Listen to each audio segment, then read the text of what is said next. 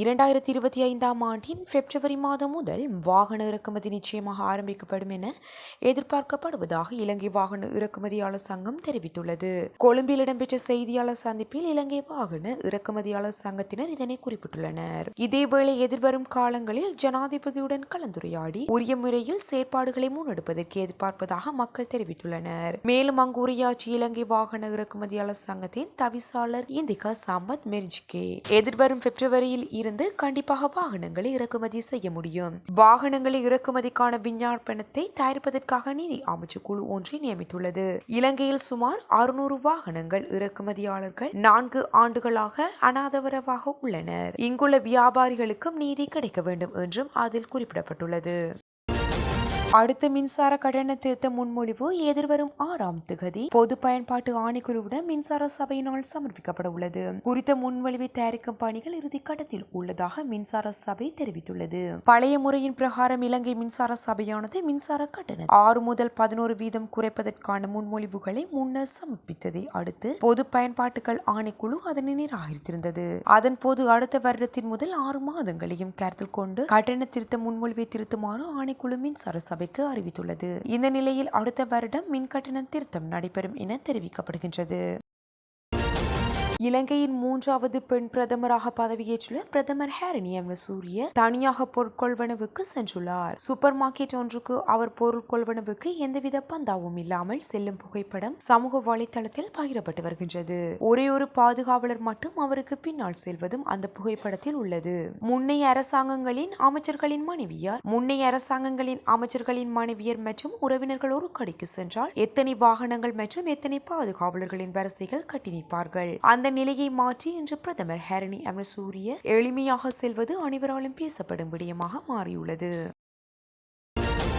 நாட்டில் எரிபொருள் விலை திருத்தப்பட்டுள்ள நிலையில் பொது போக்குவரத்து கட்டணங்களில் மாற்றம் ஏற்படுத்தப்பட மாட்டாது என அறிவிக்கப்பட்டுள்ளது. நேற்று நள்ளிரவு முதல் நடைமுறைக்கு வரும் வகையில் ஆட்டோ டீசல் விலை அதிகரிக்கப்பட்டுள்ள போதிலும் பேருந்து கட்டணம் அதிகரிக்கப்பட மாட்டாது என இலங்கை தனியார் பேருந்து உரிமையாளர் சங்கம் தெரிவித்துள்ளது. பேருந்து கட்டணம் தொடர்பில் ஊடகங்களுக்கு கருத்து தெரிவிக்கும் போதே இலங்கை தனியார் பேருந்து உரிமையாளர் சங்கத்தின் தலைவர் கெமனு விஜயரத்ன இதனை தெரிவித்துள்ளார். இது தொடர்பில் மேலும் அவர் தெரிவித்துள்ளதாவது: தற்போது நாம் பயன்படுத்தப்படும் ஆட்டோ டீசல் விலை 3 ரூபாயினால் அதிகரிக்கப்பட்டுள்ளது. கடந்த மாதம் எரிபொருள் விலை குறைக்கப்பட்ட போது பேருந்து கட்டணத்தை குறைப்பதற்கு நடவடிக்கை எடுத்திருந்தோம். இந்த முறை எரிபொருள் விலை அதிகரிக்கப்பட்டுள்ள போதிலும் அது பேருந்து கட்டணத்தில் தாக்கம் செலுத்தாது. கட்டண திருத்தத்துக்கான சூத்திரத்தின் அடிப்படையில் இந்த முறை பேருந்து கட்டணம் அதிகரிக்கப்பட மாட்டாது என அவர் தெரிவித்துள்ளார். கடற்தொழில் நீரியல் மற்றும் கடல் வளங்கள் அமைச்சர் ராமலிங்கம் சந்திரசேகர் மற்றும் இலங்கைக்கான இந்திய தூதுவர் சந்தோஷ் யாவுக்கு இடையில் சந்திப்பு ஒன்று இடம்பெற்றுள்ளது. குறித்த சந்திப்பானது எதிர்வரும் புதன்கிழமை கொழும்பில் நடைபெற உள்ளது. இந்த சந்திப்பின் போது இலங்கை இந்திய கடற்தொழிலாளர்களின் பிரச்சினைகள் தொடர்பில் அதிக முக்கியத்துவம் அளிக்கப்படும் என்றும் தெரிய வருகின்றது. குறிப்பாக இந்திய கடற்தொழிலாளர்கள் அத்துமீறல்களில் ஈடுபடுவதன் காரணமாக தொடர்ச்சியான கைதுகள் நடைபெற்று வருகின்றன. அத்துடன் ஜனாதிபதி அனுரகுமார திசாநாயக்க தலைமையிலான அரசும் அத்துமீறும் இந்திய கடற்தொழிலாளர்களை கைது செய்யுமாறு தடை செய்யப்பட்ட மீன்பிடி உபகரணங்களை பயன்படுத்துகின்ற போது அவற்றை கைப்பற்றுமாறும் கடற்படைக்கு கடுமையான உத்தரவை பிறப்பித்துள்ளது. இதேவேளை கடற்தொழில் மற்றும் கடல்சார் ஆய்வுகள் குறித்தும் இந்தியாவுடனான கூட்டு செயற்பாடுகளில் பங்கேற்பது தொடர்பாகவும் இந்த சந்திப்பின் போது ஆராயப்படலாம் என்றும் எதிர்பார்க்கப்படுகின்றது. மேலும் கடற்தொழில் அமைச்சராக சந்திரசேகர் பதவியை ஏற்றுக்கொண்டதன் பின்னர் இந்திய தூதுவர் சந்தோஷ் ஜா அவரை சந்திக்கும் முதலாவது சந்தர்ப்பம் இதுவாகும் என்பதும் குறிப்பிடத்தக்கது.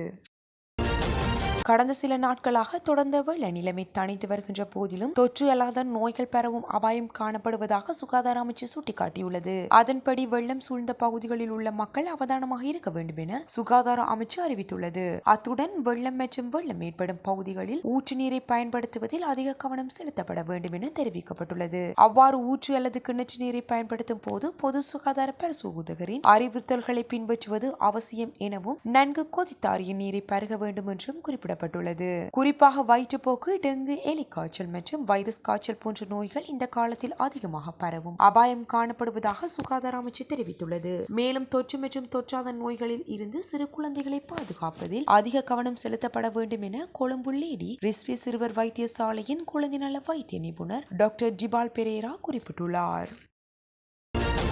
கட்டுநாயக்க சர்வதேச விமான நிலையத்தில் புலம்பெயர் இலங்கையர் ஒருவர் கைது செய்யப்பட்டுள்ளார். பயங்கரவாத செயற்பாடுகளுக்காக நிதி சேகரித்த குற்றச்சாட்டில் பிரித்தானிய குடியுரிமை பெற்ற இலங்கையர் இவ்வாறு கைது செய்யப்பட்டுள்ளார். கைதான சந்தேக நபர் சேகரிக்கப்பட்ட நிதி கொழும்பு மற்றும் வன்னி பகுதியில் வசூலிக்கப்பட்டுள்ளதாக போலீசார் தெரிவித்தனர். குறித்த சந்தேக நபர் 2009ஆம் ஆண்டு நாட்டை விட்டு பிரித்தானிய குடியுரிமை பெற்ற கிளிநொச்சி பகுதியைச் சேர்ந்த 43 வயதுடையவர் ஆவார். கொழும்பு வடக்கு குற்றப்பிரிவினரால் கொழும்பு நீதவான் நீதிமன்றத்தில் பெறப்பட்ட பயண தடை உத்தரவுக்கு அமைய அவர் கைது செய்யப்பட்டுள்ளார். சம்பவம் தொடர்பான மேலதிக விசாரணைகளை விமான நிலைய போலீசார் மற்றும் கொழும்பு வடக்கு குற்றத்தடுப்பு பிரிவினர் மேற்கொண்டு வருகின்றனர்.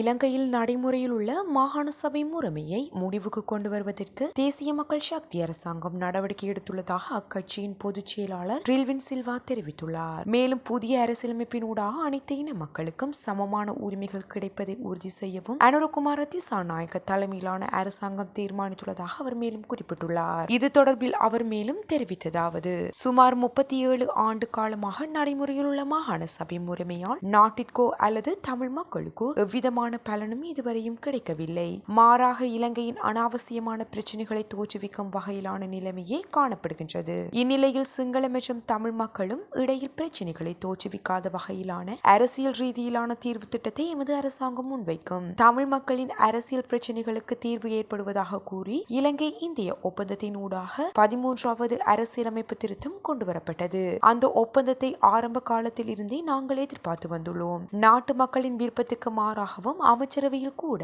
அனுமதி பெறாமலுமே ஒப்பந்தம் கைச்சாத்திடப்பட்டது. எனவே பயனற்ற மாகாண சபை முறைமைக்கு பதிலாக தமிழ் மக்களின் அரசியல் அபிலாஷைகளை நிறைவேற்றக்கூடியதும் அனைத்து இன மக்களுக்கும் சமமாக உரிமையை பெற்றுக்கொள்ளும் வகையிலுமான புதிய அரசியலமைப்பை உருவாக்கும் பணியில் தேசிய மக்கள் சக்தி அரசாங்கம் செயற்படுகின்றது. இதற்காக இலங்கையில் உள்ள அனைத்து தரப்பினர்களினதும் கருத்துக்கள் கேட்டறிய நடவடிக்கைகள் எடுக்கப்படும் எனவும் தெரிவித்துள்ளார். 19 வயதுக்குட்பட்டோருக்கான ஆசிய கிண்ண தொடரில் இலங்கை அணி வீரரான சாருஜன் சண்முகநாதன் சதமடித்துள்ளார். ஆப்கானிஸ்தான் மற்றும் இலங்கைக்கு இடையிலான போட்டி சார்ஜாவில் இன்று நடைபெற்று வருகின்றது. இந்த போட்டியின் நாணய சுழற்சியில் வெற்றி பெற்ற இலங்கை அணி முதலில் துடுப்படுத்தாட தீர்மானித்துள்ளது. இதன்படி முதலில் துடுப்படுத்தாடிய இலங்கை 50 ஓவர்களில் 7 விக்கெட்டுகள் இழப்பிற்கு 243 ஓட்டங்களை பெற்றது. துடுப்பாட்டத்தில் இலங்கை அணி சார்பில் அதிகபட்சமாக சாருஜன் சண்முகநாதன் 102 ஓட்டங்களை பெற்றார். பந்து வீச்சில் ஆப்கானிஸ்தான் அணி சார்பில் AM ஹசன்பர் 3 விக்கெட்டுகளை வீழ்த்தினார். இந்நிலையில் ஆப்கானிஸ்தான் அணிக்கு 244 ஓட்டங்கள் வெற்றிலக்காக நிர்ணயிக்கப்பட்டுள்ளது.